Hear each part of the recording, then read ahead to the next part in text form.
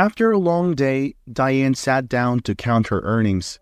Just the day before, she was fortunate enough that her neighbor, Mrs. Tammy Lasher, had asked her to help with moving the stuff around her house. Even though the work had left her feeling exhausted, Diane found solace in the fact that she had made some extra money. Ever since Diane had moved into the room in an old house, she had known Mrs. Lasher, a businesslike woman who held a welcoming demeanor. Mrs. Lasher was a prominent figure in the local community, recognized and respected by nearly everyone.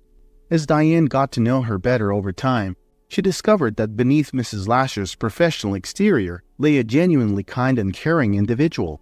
Her curiosity was insatiable. She had an intrinsic interest in everyone's lives, which was balanced by her generous and empathetic nature. While they were working together, Tammy turned to Diane and said, "You've been my next-door neighbor for about a year now, haven't you, Diane?" "Yes, you have quite an impressive memory, Mrs. Lasher," Diane responded. Tammy's eyes sparkled with amusement as she said, "Well, as a community representative, I try to keep track of what's happening in our neighborhood." She paused, a smile playing on her lips. "Even though you've been here for quite some time, I've only seen you a few times." Diane chuckled and replied, "That's not surprising, really. My days are filled with studying and my evenings with work. It seems like I use my place only for sleeping. Luckily, I got this room pretty cheap. Living closer to my job in the city center would be too expensive." Tammy, looking intrigued, asked, "Do your parents live in a different city?" "I'm an orphan, actually," Diane responded. Taken aback, Tammy dropped the wallpaper roll she was holding. "Oh, I'm so sorry, Diane." "No need to apologize. I've adjusted to it," Diane replied, though a hint of sadness tinged her words. Tammy sighed sympathetically. "It must be tough to feel so alone." Diane responded, "Like I said, I've grown accustomed to it. I believe my father is out there somewhere, but he abandoned me before I was even born. My mother passed away when I was very young. I don't have many memories of her, just a few old photographs." Wanting to offer some comfort, Tammy said in a sincere, caring tone, "Diane, if you ever need anything, don't hesitate to ask. It could be anything from problems with your utilities to disputes with other neighbors. I may be just a regular person, but I promise to help as best as I can. I have a few connections that could be useful." Diane offered a grateful smile and returned to her work. Once they finished moving the furniture in the living room, Mrs. Lasher commended Diane on her meticulous work. To Diane's surprise, she didn't just hand her the agreed-upon payment, but also gave her some groceries. "Take these, dear. My household can't possibly finish all of this. Despite being miles away, my son insists on ordering a lot of food for us. He's always making sure we're well fed." Feeling a wave of gratitude, Diane thanked Mrs. Lasher and got back to her own place. However, once alone, she was unable to hold back her tears. Life had been an uphill battle ever since her mother's death. The cold, impersonal environment of the orphanage had been her reality, a place devoid of warmth and love. Diane had to fight for everything she had, always maintaining an aura of discipline and composure. Her innate sense of justice, a trait that had often got her in trouble as a child, also fueled her ambition to study law. She had fought hard to gain admission into law school after high school and had been working tirelessly ever since to finance her education. That day, Mrs. Lasher's simple act of kindness had moved her deeply. It contradicted her belief that no one cared about others. On her day off, Diane found herself browsing through baby items in the store window. She knew she couldn't afford many things, but she still had 4 months to prepare. She was determined to manage it all, even though the cost of necessities like a crib and a stroller was daunting. She thought of seeking out used items online, a more affordable alternative. As for her studies, she decided to take an academic leave to dedicate herself entirely to caring for her upcoming baby. She stepped inside the store and made a modest purchase, some cozy blankets and baby onesies. As she returned home and was admiring her purchases, the doorbell rang. It was Mrs. Lasher. "Diane, dear, I noticed you coming home. I baked an apple pie today and thought you might enjoy a slice," she said. "Oh, Mrs. Lasher, you really shouldn't have. But why don't we enjoy some tea together?" Diane suggested. Tammy agreed. "Sure, why not? It's always more enjoyable together. My son Samuel is at work again." While Diane prepared the tea, Mrs. Lasher walked around the room, her attention drawn to the baby items spread out on the couch. "Diane, who "What are these for?" she asked, pointing at the new baby clothes. Feeling a blush creep up her cheeks, Diane quietly answered, "They're for my baby. I'm expecting in about 5 months." Mrs. Lasher looked at her for a moment, then asked, "And the father? I presume he's no longer in the picture?" Diane sighed. It was the first time anyone had been so direct about her ex-boyfriend, Kaden. They sat down with their tea, and Mrs. Lasher said, "Listen, you don't have to discuss it if you don't want to, but if you ever need a shoulder to lean on or someone to listen, I'm here for you." Diane sighed again. She stirred her tea for a few moments, grappling with the emotions welling up inside her. Talking about it wasn't going to be easy. Diane's story began in the bustling cafe where she worked. It was a typical sunny day, with Diane flitting between tables, taking orders in her crisp uniform. The cafe, known as the Cheesecake, was a popular spot, especially on Friday evenings, brimming with lively conversations and laughter. A group of young men and women were seated at a far-off table, and Diane made her way towards them to take their order. "Why did it take you so long? We've been waiting forever," one of the girls complained, despite having just arrived a couple minutes ago. Maintaining her professional composure, Diane flashed a polite smile and apologized for the slight delay, a tactic she often used to diffuse impatient customers. However, the girl seemed adamant about making a fuss over minor details. "All right, Pia, settle down. We just got here. Don't be harsh," interjected a dark-haired guy from the group, coming to Diane's defense. He locked his gray eyes with Diane's, offering her a charming smile. Caught off guard, Diane managed to take their orders and quickly returned to her duties. Yet throughout the rest of their stay, she couldn't shake off the feeling of the young man's eyes following her. As they were about to leave, the guy approached her. He introduced himself as Kaden and asked for her phone number. Diane's polite refusal seemed to take him by surprise, his confident demeanor replaced by confusion, though he still looked interested. From then on, Kaden became a regular at the Cheesecake Cafe. He would often bring flowers and small gifts for Diane, stop by for coffee, and patiently wait for her shift to end, all in a bid to win her over. Diane, a quiet and reserved girl, was known for her dependability and level-headedness. She was respected at the Cheesecake, her superiors appreciating her diligence and dedication to both her work and her studies. Diane was not impulsive. Rather, she preferred to think through decisions carefully. She had always thought herself capable of handling any life situation, yet Kaden's persistent attention left her unprepared, and she soon found herself falling for his charm. Kaden, a member of the city's privileged youth, soon became the center of Diane's world. They had only known each other for 6 months, but his conversations about their shared future felt earnest and genuine. He talked about their life after marriage, and even mentioned introducing her to his family. Diane found herself believing in his words wholeheartedly, considering herself the luckiest woman in the world. One day, she was particularly eager to meet Kaden. She had been feeling under the weather for a few days, plagued by persistent nausea and fatigue. That morning, she had taken a pregnancy test, discovering that she was expecting. Initially, a wave of panic and fear washed over Diane, quickly followed by a burst of joy. The realization that she was carrying Kaden's baby filled her with an undeniable euphoria. She hastily headed to see Kaden at his workplace, a bright smile dancing on her face despite the turmoil of emotions within her.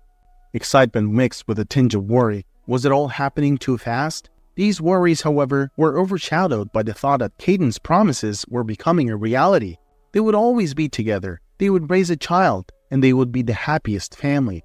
Recently, Kaden had joined his father's business, being groomed to take over the family empire someday. As the only child of affluent parents, he was given his own office right from the start of his career, a fact he often shared with pride. Diane walked into the office building, surprised to find his secretary missing from her desk. However, her heart sank as she found Kaden with his secretary, the woman perched on his desk, both of them laughing and sharing an intimate moment. As she barged in, they quickly pulled away from each other, looking surprised and guilty. "Diane, what are you doing here?" Kaden stammered, looking somewhat panicked. He quickly composed himself, clearing his throat, and introduced his secretary Gina as his childhood friend. Taken aback, Diane pushed her feelings of unease aside. She had an important news to share, and she wouldn't let anything ruin the moment. "Kaden, I have something to tell you." Kaden, standing awkwardly beside Gina, said, "Diane, it can wait." Trying not to feel slighted, Diane decided that this was not the time to hold grudges. She waited for Kaden to dismiss Gina, and once they were alone, she prepared herself to share the news. "So, what's the news?" Kaden asked, leaning against his desk. Diane beamed at him. "Kaden, you might want to sit down for this." Kaden, standing tall and casual, responded. Diane just spit it out. "All right. Remember I warned you. We're going to have a baby, Kaden." Surprise registered on Kaden's face. He gawped at her before managing to say, "What? We? You must be mistaken. I didn't ask for this." Still smiling but feeling a pit in her stomach, Diane responded, "Kaden, what are you saying? It's our baby. Yours and mine." He retorted, "Why should I be happy? I didn't plan on becoming a father anytime soon." "But Kaden, you promised we'd be together always," Diane managed to say. "Us? Together? Did you think getting pregnant would force me to stay? If you thought you could trap me with a baby, you were sorely mistaken." His harsh words hit Diane like a punch. She found herself gasping for air.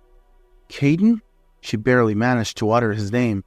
Ignoring her, he headed towards the door, opening it with a loud bang.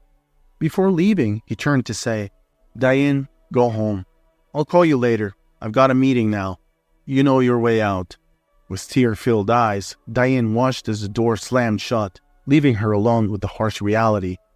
That very evening, Kaden did get in touch. However, instead of offering reassurances or explanations, he demanded that Diane terminate the pregnancy. He bombarded her with similar messages over the next few days. Ultimately, Kaden, barely recognizable from the man Diane thought she knew, met her one more time, this time handing her money. He said it was for taking care of the baby issue and told her to never bother him again.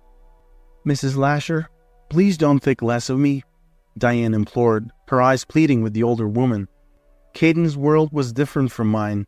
It was radiant, filled with warmth and light, devoid of pain or worries, just endless celebration. He was so caring and gentle with me, promising that our life together would be nothing but joys and happiness.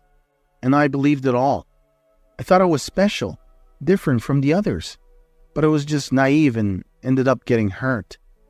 Tammy, her eyes sympathetic, questioned, "Did you love him, Diane?" "Yes, I did. And it felt like Kaden loved me too," Diane responded, her voice barely above a whisper. "But how could he love you if he treated you this way?" Tammy shook her head, her brows furrowed in confusion. Closing her eyes, Diane nodded in agreement.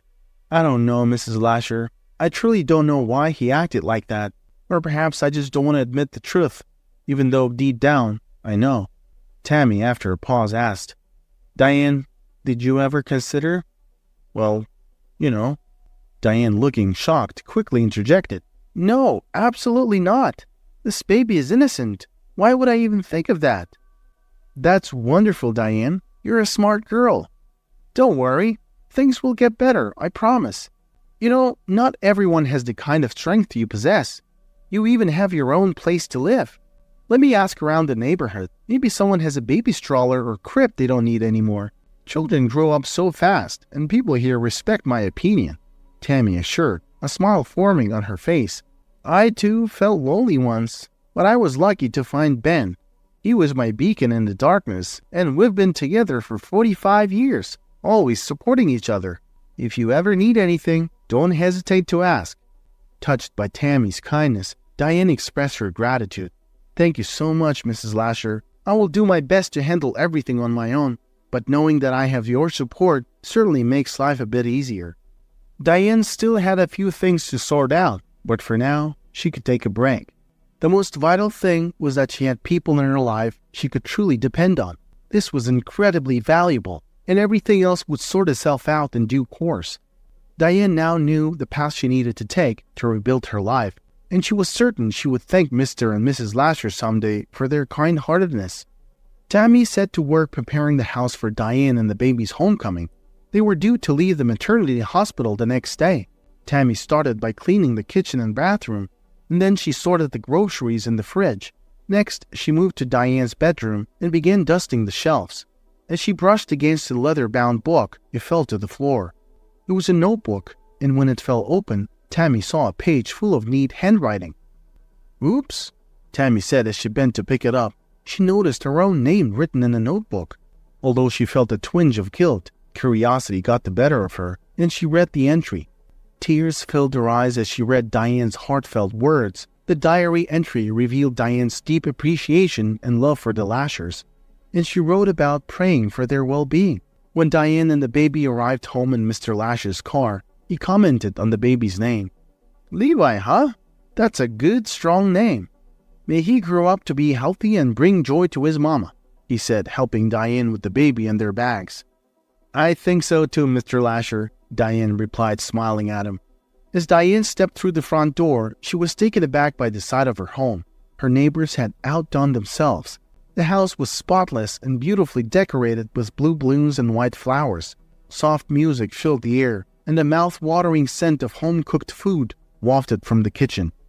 Diane was immediately swept up in Mrs. Lasher's warm embrace. Tammy planted a loud kiss on Diane's cheek and gently took the baby from her arms. The expression on Tammy's face was a mix of excitement, happiness, and perhaps a touch of nervousness. With her voice shaking slightly with excitement, she said, "Well, hello, dear." Diane returned her smile, looking a bit perplexed, and followed the couple into the room. As they sat down to talk, Ben addressed Diane in a serious tone. "Diane, we need to discuss something important with you." "Is something wrong?" Diane asked, a worried look crossing her face. Tammy quickly dismissed her husband's grave tone. "Ben, you've scared her now. Why so serious?" Then she turned to Diane, already smiling, and said, "Ben simply wanted to say that we would like to invite you to stay with us for a while. We want to be close to help you with whatever you need and offer advice when necessary." Diane stared at the couple in surprise. "Stay with you? Oh my, I don't want to be a burden." "Absolutely not," Tammy reassured her. "Our house is plenty big, and our son is away working overseas, so his room is free. We won't take no for an answer. When you feel ready and capable of taking care of yourself and Levi, you can find somewhere else if you wish." Caught up in the moment, Diane rushed forward and enveloped the couple in a tight hug. Mr. Lasher chuckled awkwardly and gently patted her back, while Mrs. Lasher held her close for a long moment. As time passed, life continued on its natural course. The baby, Levi, grew up strong and healthy, and Diane managed to find work. She returned to university and after a successful final year, graduated with distinction. Although Diane had long since moved away from the Lashers, they continued to support her as they always had. Tammy helped care for Levi until Diane found a suitable nanny. In time, Diane moved to a large city where she pursued her ambitions diligently. Her journey took her from a young, lost waitress in a cafe to a resilient, determined, and successful businesswoman. Over 8 years, Diane built her own business, providing a comfortable life for herself and Levi, complete with a lovely apartment in the city center and a car. Diane ensured Levi had a bright future, enrolling him in a highly regarded school where he soon became a top student. His life was rich and fulfilling, filled with exciting activities, sports achievements, and great times with good friends. The Lashers stayed in the same small town, their happiness complete when their son returned from abroad to run his business locally. Although he didn't live with them, he visited them often. "Darling, come take a look at this," Tammy called her husband one day, peering out the window at the street. Parked right in front of their house was a brand new black pickup truck. "This truck's been here since Saturday. I'm a bit nervous. Did you pick a fight with someone at the bar again?" "Don't be ridiculous. Of course not," her husband replied, also looking at the enormous vehicle in their driveway. "You never know who might have a bone to pick with two old folks like us." He laughed heartily at his wife's comment before returning to his comfortable chair in front of the TV. The next day, the truck remained parked in front of their house, leaving the couple uneasy. Ben wondered if it had been abandoned or perhaps stolen. In the evening, having exhausted all speculation about the mysterious truck, the doorbell rang. Tammy opened the door and gasped in surprise and delight. Standing before her was a radiant young woman, a bouquet of roses in her hands. "Surprise!" Diane announced with a radiant smile, wrapping Tammy in a warm embrace. "Oh, our dear Diane!" exclaimed the pleasantly surprised elderly woman. After a moment, she released Diane and ushered her into the house. "Honey, look who's come to see us." "Where have you been all this time, Diane?" Ben chided her later at the dinner table as he piled a heap of delicious dishes onto her plate. "Oh, lay off her, old man. Diane's a busy woman," Tammy said, jumping to Diane's defense. Ben grumbled but reached across the table to squeeze Diane's hand. "We've missed you dearly," he said, a smile softening his stern demeanor. Diane had been meaning to visit the elderly couple for some time, but her busy schedule had always seemed to get in the way. This time, she was determined to clear her calendar, postponing work and rescheduling meetings just to spend time with her cherished friends. With her son Levi on a 3-day trip with his friend's family, she had come alone. As she sat with them, catching up and watching the couple's loving banter, Diane felt a sense of immense joy. Their interaction brought back memories of the early days after Levi's birth, when a usually gruff Ben Lasher would coo over the baby, refusing to let him out of his arms. Despite Tammy's protest that he was spoiling the baby, Ben personally selected and purchased all the baby necessities, driving them over in his old car. "By the way, Mr. Lasher, what do you think of the truck?" Diane asked him casually. "What truck?" Ben responded, confused. "You didn't receive my letter?"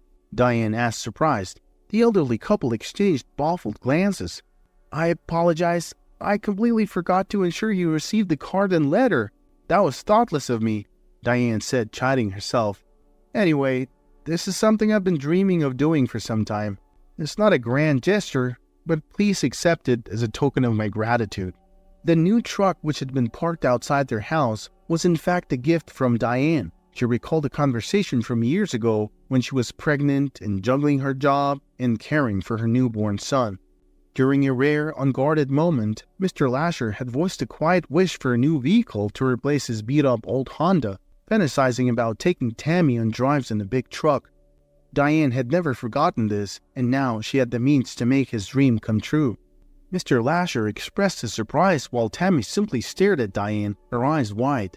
The generous gift had left them utterly dumbfounded. They protested, insisting they couldn't possibly accept it, but Diane stood her ground. Finally, Mr. Lasher relented, accepting the keys with a grateful nod. "We spent the entire day wondering who could have left a truck right in front of our house. Oh, Diane, you truly surprised us. We can't thank you enough." The couple beamed at each other, acknowledging that they were overwhelmed not so much by the gift itself, but by the heartfelt sentiment behind it. Absolutely, the Lashers were financially capable of purchasing a new car by themselves. Their son Samuel frequently suggested that they let go of their trusty old Honda so that he could present them with a more contemporary model. Yet the couple consistently declined his offer, favoring their old, reliable vehicle. Mr. Lasher had occasionally grumbled about the car's antiquated features and shortcomings to Diane. However, this was more out of a desire to put Diane at ease than an actual need for an upgrade. He understood the importance of keeping up appearances and often played along with complaints about their old car to match Diane's social status and make her feel comfortable. With a giddy sense of excitement, Ben drove off to take a spin around the neighborhood. Meanwhile, the women made themselves comfortable on the porch, engaging in pleasant conversation. "How have you been, dear? Your son must be quite the young man by now," Tammy asked, sipping her tea. "Everything's well, Mrs. Lasher," Diane responded, her voice somewhat robotic. "Levi, yes, he's matured a lot. He's responsible, intelligent. My rock." "And your love life?" Tammy probed. Diane looked down, her cheeks reddening slightly, prompting Tammy to arch an eyebrow in anticipation. "Well, there's someone new. He's a business partner of mine. I think he's interested in me. He's invited me to dinner several times under the pretense of discussing business, but these dinners have felt more like dates." "And?" Tammy pressed. "I don't know. I'm conflicted. He's attractive and he's incredibly gentle, respectful, caring, and witty. Our conversations are always enjoyable, but I don't want to rush things, especially considering Levi. Since when is having a child a problem? Don't miss out on happiness because of outdated norms," Tammy said sternly.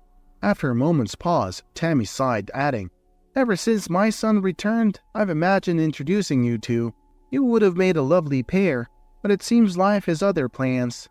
At this, Diane chuckled, leaning her head on Tammy's shoulder, comforted by her words and the warm affection she'd always shown her. When Mr. Lasher returned from his joyride, his face was aglow with happiness. He couldn't stop raving about the feeling of the truck Diane had gifted. Diane then surprised the couple once more, kindly offering them to move to her house in the city. The Lashers warmly thanked her but declined her generous offer. Our son wanted us to move with him too, but why would we need the hustle and bustle of that big city? We love it here in our snug home where we've lived our whole life, they explained. The following morning, they bid Diane goodbye, standing outside their cozy home. Promise you'll visit more often, and bring Levi with you next time, Tammy instructed, a stern look on her face replaced with a soft smile as Diane nodded, getting into her car. Back in the city, Diane delved into her work during the day and devoted her evenings to her son. However, she couldn't help but notice the increased attention from Ryan, her business partner. He'd surprise her with rare theater and opera tickets or send her favorite flowers. His knowledge of their interests amazed her, but she still hadn't revealed the most significant part of her life to him, causing her some worry. One day, she decided to address it head-on. She invited Ryan over for a coffee. "Ryan, there's something important I need to tell you," she said, looking at the smiling man sitting across from her. Ryan's smile vanished as he responded, "Yes, Diane, I'm listening." Gathering her courage, Diane began to speak. "Ryan, before things get any deeper, I want to let you know that Ryan interrupted her. "You don't really like me." Diane felt a rush of warmth spread across her cheeks and she quickly set things straight. No, that's not it at all. I actually like you a lot." The words tumbled out before she could stop them, leaving her surprised at her own boldness. A moment of silence ensued as she processed what she had just confessed. She felt an uncomfortable pang of anxiety, unsure of how she would react. Trying to break the tension, she nervously laughed and tried to lighten the mood. "Well, that came out faster than I thought it would." Ryan exhaled, visibly relieved. "So what's the matter then?" "I have a son. He's 8 years old. You're a successful, handsome young man with a bright future ahead. You could be with anyone you choose, someone perhaps more suitable. Why would you choose a single mother when you could find someone younger, someone without baggage?" "Is that all you want me to be aware of before we proceed?" Ryan asked, his gaze fixed on Diane. "I just want to make sure my son isn't seen as a burden," Diane replied, her voice laden with concern. "He means the world to me." Ryan considered her for a moment before exhaling deeply. "Do you remember the first time we met at the business center? I was so taken by you, so captivated by your presence that I barely heard a word you were saying about our potential partnership. My team had to fill me in later. That night, I wanted to learn everything about you, and it was the same night I discovered about Levi." Diane stared at him, her expression a blend of astonishment and disbelief. "But what I couldn't have imagined back then was how much I'd grow to love your son," Ryan continued. "At first, I was just curious about the two of you, so I arranged to meet Levi. Then I found myself eagerly attending his sports games and hanging out with him and his friends. Eventually, I confessed to him that I had feelings for his mother, and I asked if I could court you. He gave me his blessing." Diane's mouth fell open in shock. "What?"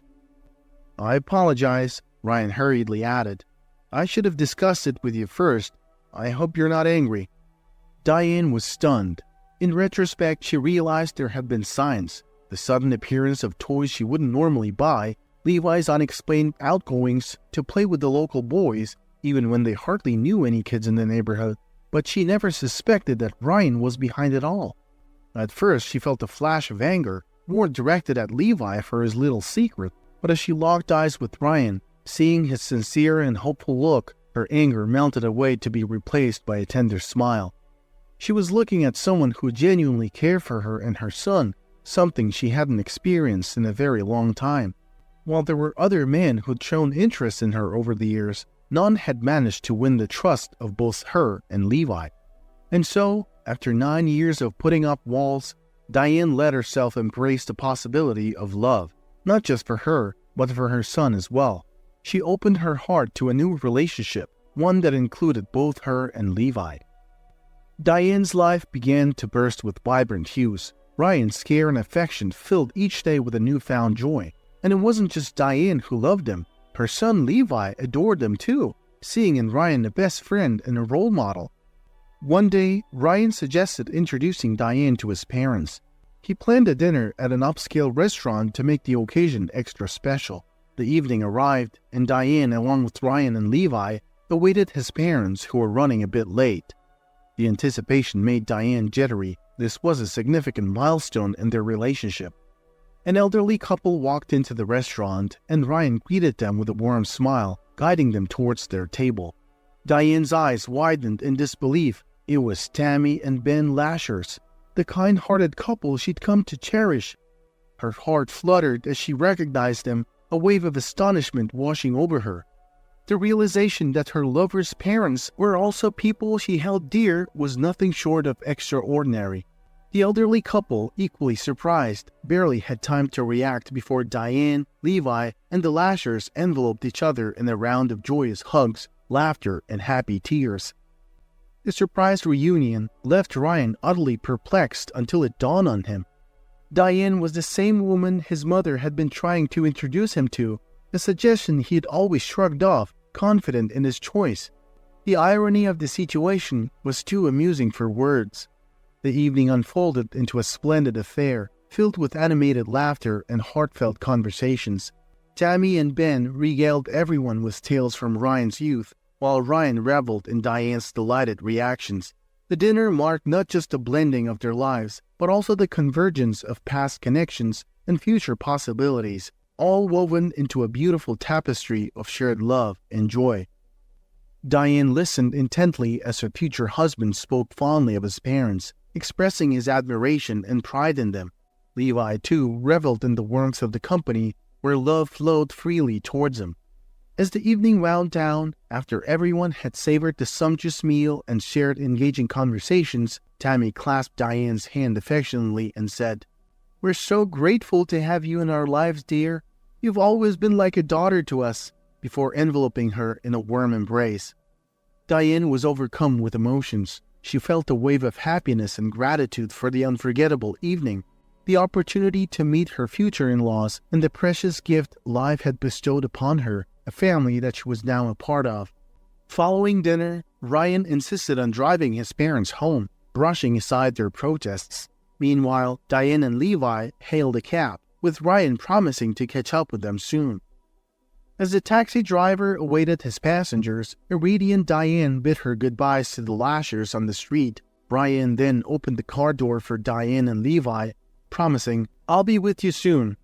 After kissing Diane and tussling Levi's hair, he shut the door. "So, where can I take you tonight?" asked the taxi driver.